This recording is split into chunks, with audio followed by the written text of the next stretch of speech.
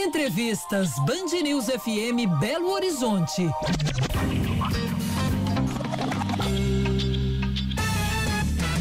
10h11, dia 12 de junho, Loves in the Air, né? Dia dos Namorados, tudo muito bom, excelente para quem tá namorando.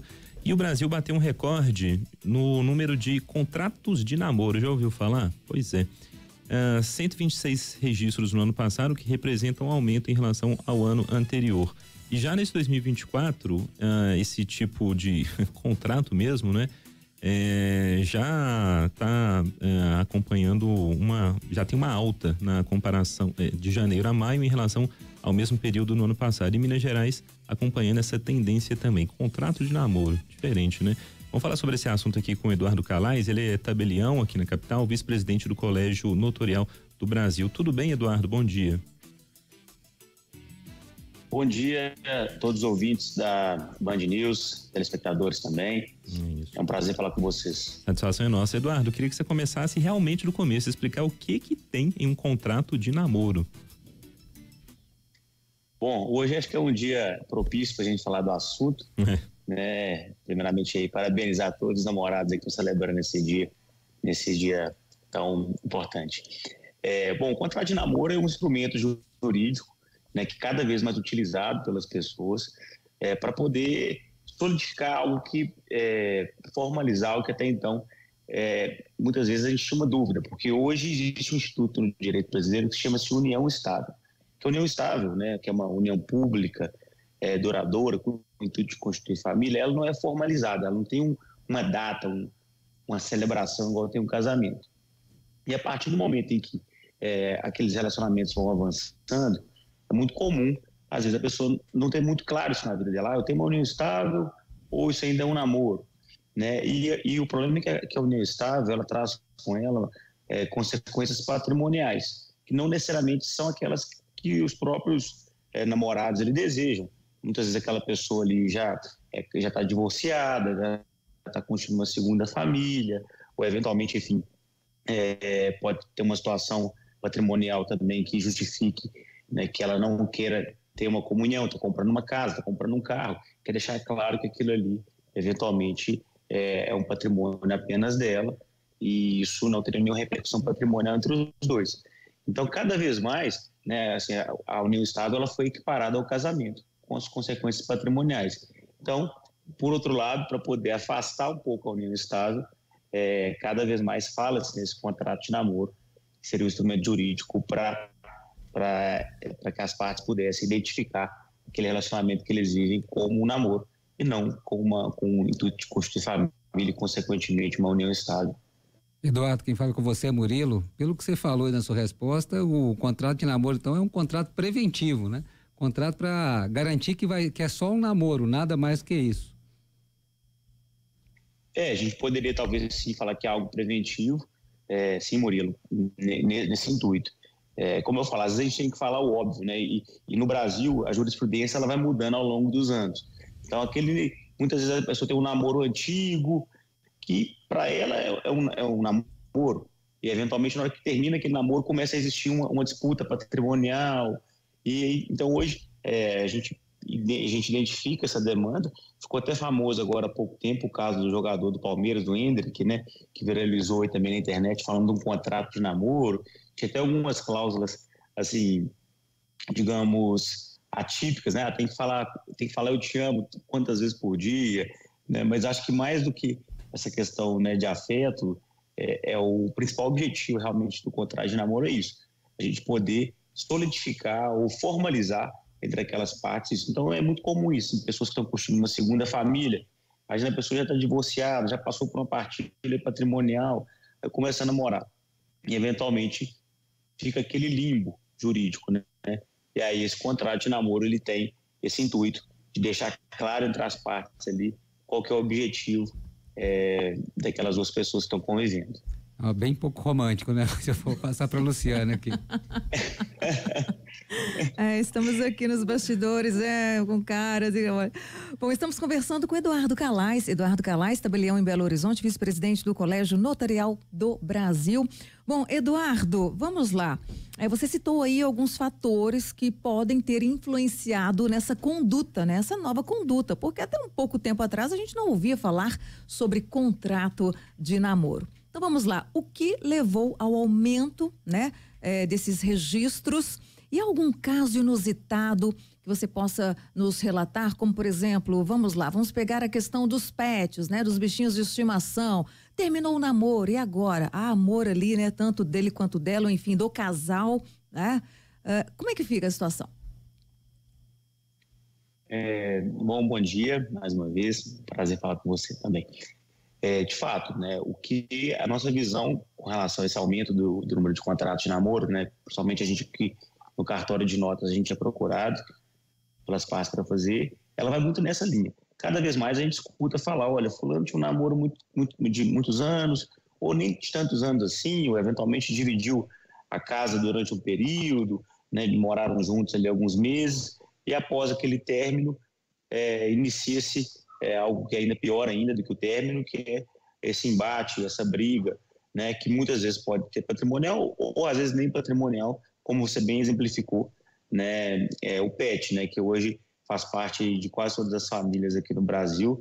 Eu, inclusive, tenho uma também, juntamente com a minha noiva. E, assim, de fato, é um embate que pode eventualmente acontecer depois. Então, talvez pareça, né, pouco romântico, mas às vezes a gente tem que ter um pouco de frieza para identificar isso. Olha, às vezes o cachorrinho já é de alguém, e aí, ao final, né, durante aquele relacionamento, as pessoas começam a conviver também com aquele pet, e no final, aquele outro namorado que eventualmente não era o dono inicial também se sente tão dono quanto.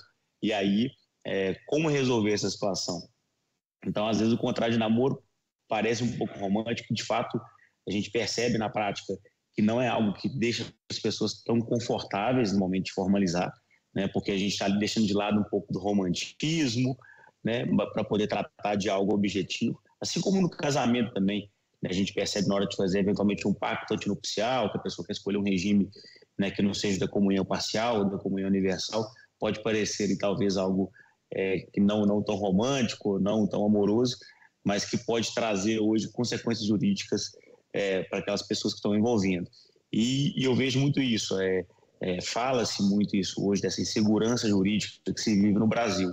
Então, um relacionamento que até então era tido como um namoro, eventualmente amanhã ou depois a jurisprudência pode mudar o entendimento e falar, não, isso aqui é uma união estável, consequentemente tudo que você adquiriu daqui durante aquele período, né, porque uma união estável, se não tiver nenhum contrato formalizando ela, o regime de bens ou da comunhão parcial de bens. Então, eventualmente a pessoa está namorando, tem um namoro antigo, adquire um bem, abre uma empresa, aquela empresa cresce e eventualmente aquele relacionamento dá errado ao final.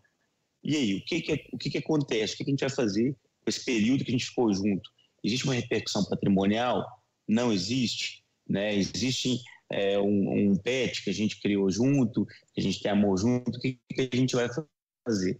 Muitas vezes, né, às vezes é um sorriso amarelo que os namorados ali dão para poder resolver isso, mas que estabilizam uma situação, né? Eu tenho alguns colegas, amigos aí que já me procuraram para fazer e depois deu tudo certo. Já fiz aqui contrato de namoro, depois fiz o pacto antinupcial e o casamento, que no meu cartório em Venda Nova também a gente faz casamento. Então, a gente consegue ver também a evolução. Não necessariamente porque iniciou ali talvez com um contrato de namoro, que pode parecer não romântico, também é sinal de que essa união também não vai dar certo e vai terminar aí com um casamento. O Eduardo, quando a gente estava produzindo aqui este assunto, né, para trazer aqui para o nosso ouvinte, pesquisando, eu estava vendo que alguns desses contratos de namoro têm até cláusulas anti-traição, né? Cláusulas anti-traição, aí fica naquela dúvida, né? Mas e aí, desrespeitando essa cláusula, inclusive preconizando lá pagamento de até multa também, mas legalmente, e aí, tem como, né? Você dá a área de cerca, caso, né? Parceiro descubra, a parceira leva na justiça e pode cobrar uma multa mesmo, tem um valor legal isso? Bom, hoje o contrato de namoro, né, por ser um instrumento novo, ele cada vez mais ele vai chegando, né, como tudo no Brasil é judicializado, já se discutiu hoje sobre a validade ou não dos contratos de namoro. né, e dentro desse principal objetivo de afastamento da União-Estado. Essas cláusulas um pouco atípicas, que às vezes acontecem em pactos antenupciais, né, que aí sim teriam validade, num contrato de namoro, eu tenho alguns receios quanto à execuibilidade disso na prática, ou seja, ok, tem uma cláusula de anti-traição, aconteceu uma traição, aquilo ali poderia, né, dentro do âmbito obrigacional, vincular de fato para poder cobrar isso na justiça. Bom, o que prevalece no Brasil hoje é a autonomia da vontade, né? A gente pode estabelecer regras entre as partes e consequências para isso, desde que isso não seja ilegal, né? Ou seja, que não for ilícito, é por nós permitido, né? Então, existiria sim um conteúdo obrigacional, né? À medida em que a gente faz um contrato e eu me obrigo a um determinado tipo de obrigação com outra pessoa e estabeleço, né, uma multa, uma pena por aquilo, pode-se questionar, sim, poderia se cobrar essa justiça. É óbvio que isso vai ser analisado oportunamente, né, certamente aí pelo Poder Judiciário, e eventualmente pode ser afastado também, né, sopesando aí princípios também, ao mesmo tempo que a gente tem a obrigação, tem um dever ali, né, de lealdade, de lealdade que existe no casamento até por lei, mas não existe no namoro. Isso realmente poderia gerar essa repercussão econômica e a cobrança dessa multa num eventual descumprimento. Mas, de fato, a gente percebe essas cláusulas também em alguns contratos e a gente verifica que se eventualmente não tem pode ser que não seja cobrado na justiça, pelo menos entre as partes ali fica ali já um reforço dessa obrigação que nem precisaria, né? Mas então, assim, talvez o futuro vai dizer para a gente realmente se a jurisprudência, se o Poder Judiciário vai permitir que essas cláusulas em contratos de namoro possam ser cobradas, mas eu não vejo nenhuma ilegalidade nisso, não.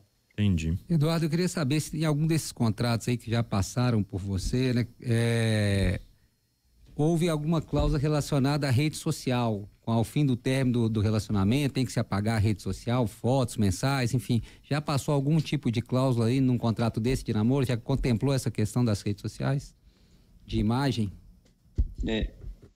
Bom, aqui comigo não, né? Aqui no cartório eu nunca presenciei, mas eu ouvi casos assim, de amigos comentando e colegas comentando isso, que tinham obrigação até de postar fotos juntos, mas também tinha obrigação de, em caso de término, de apagar as fotos, sim. Eu já ouvi casos de colegas notários, tabeliães que já presenciaram esse tipo de cláusula. E de fato é algo que, né, hoje a nossa vida está na rede social, né? Ou seja, se namora tem que postar, se termina também tem que apagar. Né? Então acho que seria plenamente viável também isso. Acho que nem precisa de contrato para isso não, vai no automático, terminou, sai apagando tudo aí também. A Luciana tá querendo saber aqui se você tá com contrato, Eduardo. Se você tem um contrato aí no seu noivado, não? Vai esperar o casamento. Eu sou o pior exemplo. Inclusive, acho que minha noiva tá até vendo aqui a entrevista que eu mandei o link para ela. Nossa. Eu namorei, eu vou casar agora em novembro. Eu namorei durante 9 anos. Olha. Eita. Olha para você ver. E não tem esse contrato. Tem esse contrato. Casa de ferreiro, né? Espeto de pau. Né? Então, casa de ferreiro, a famosa casa de ferreiro, espeto de pau. Então, mas de fato, assim, é algo novo e eu acho que é o que a gente percebe na prática, assim, sendo bem objetivo é isso, assim, quem que procura muito isso? Às vezes é uma pessoa ali que tem uma situação financeira, né, muito elevada, que existe uma preocupação patrimonial, ou seja, porque a cada mês de namoro ali existe um acréscimo patrimonial, muitas vezes pessoas que estão ligadas a grupos empresariais, que existem até em acordos de acionistas, algumas obrigações para aqueles herdeiros ou sócios que fazem parte daquele grupo empresarial. A gente percebe muito isso para esse tipo de público. E também, né, como foi o caso do jogador Hendrick, que a gente sabe das quantias vultosas que envolvem esses contratos, enfim, a pessoa ali quer se resguardar. E também nesse segundo momento da vida, em que a pessoa ali já divorciou, já tem uma situação patrimonial consolidada e realmente só quer se relacionar com a outra sem preocupar, né, se depois vai ter que enfrentar, né, novamente um embate patrimonial. Então, né? Embora essas cláusulas atípicas chamem a atenção, né? O que a gente percebe hoje é que o contrato de namoro, né, pode ser sim visto como uma manifestação também de amor e respeito de um namorado ao outro, notadamente quando eles querem deixar claro, se relacionar ali, como diz, viverem só o amor, sem se preocupar, né, com questões patrimoniais que eventualmente possa repercutir daquela relação. Tá certo. 10h25 a gente conversou aqui na Band News com o Eduardo Calais, tabelião aqui na capital, vice-presidente do Colégio Notarial do Brasil. Eduardo, obrigado, bom casamento aí no fim do ano, tudo de bom para você e a ainda noiva. Um abraço. Eu agradeço, um abraço. Até logo, tchau, tchau.